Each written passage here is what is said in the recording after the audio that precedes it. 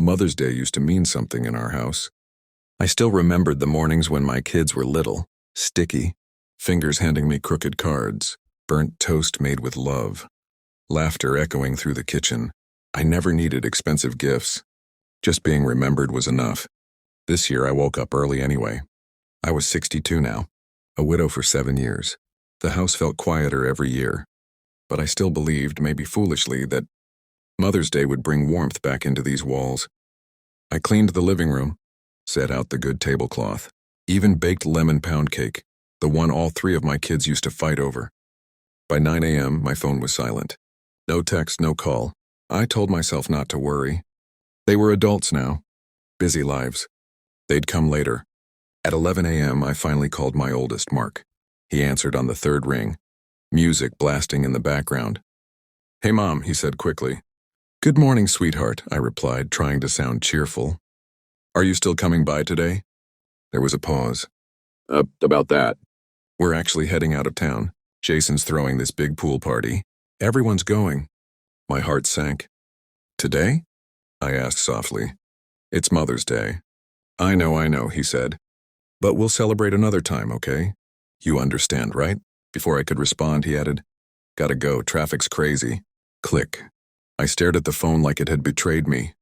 I texted my daughter Emily. "Good morning, honey. Are you coming over today?" The reply came 10 minutes later. "Sorry, Mom, already at the party.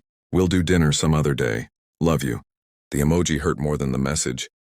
My youngest Ryan didn't even reply. By noon, the cake sat untouched.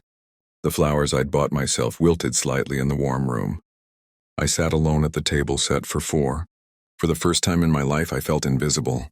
I tried telling myself not to cry, but tears came anyway. Not loud sobs, just quiet ones that slipped down while I washed dishes that had never been used. Around 3 p.m., I made myself a cup of tea and sat on the couch. That's when my chest tightened. At first, I thought it was grief. Or loneliness. Then the pain spread, sharp, crushing.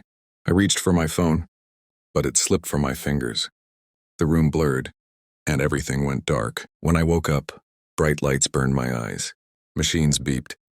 My throat was dry and panic rushed through me. A nurse leaned over. "You're okay, ma'am. You had a mild heart attack." The words hit harder than the pain. "A heart attack?" I whispered. "You're lucky," she said gently. "If your neighbor hadn't checked on you, it could have been much worse."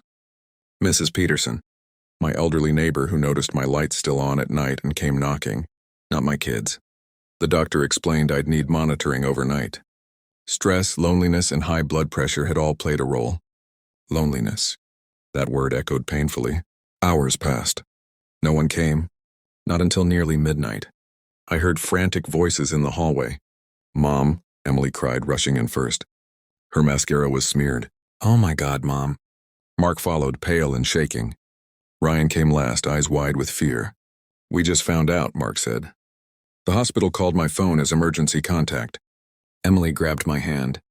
"Why didn't you tell us you weren't feeling well?" I looked at them, really looked.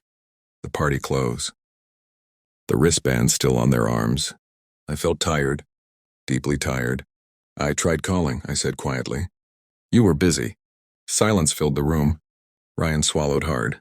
We didn't think." "That's the problem," I replied. "You didn't think at all." Emily started crying harder. "We're so sorry, Mom. We messed up. We didn't mean to hurt you." "I didn't need gifts," I said. "I just wanted 1 hour, 1 meal, one reminder that I still matter." Mark's voice cracked. "We thought we had time." I turned my head toward the window. Time isn't promised. That night, none of them left.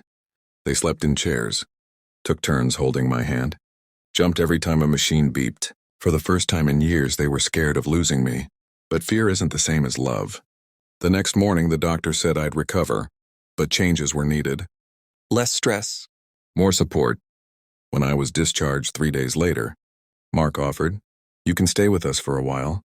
Emily added, "Or I can come by every day." I nodded politely.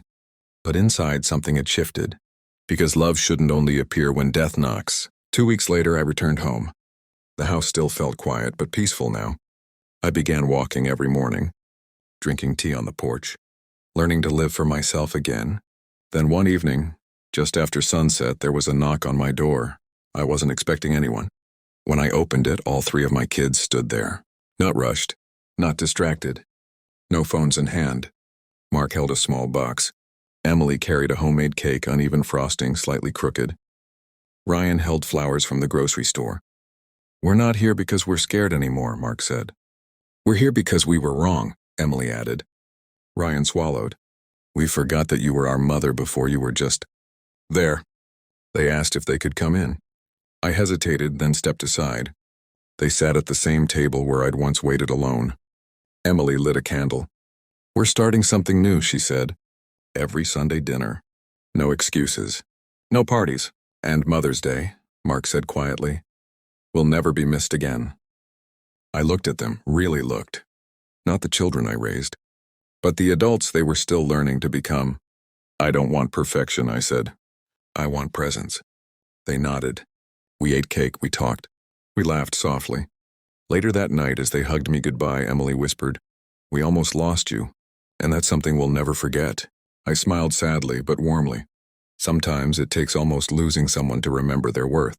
But that night, they didn't come back out of fear. They came back out of love. And this time, they stayed.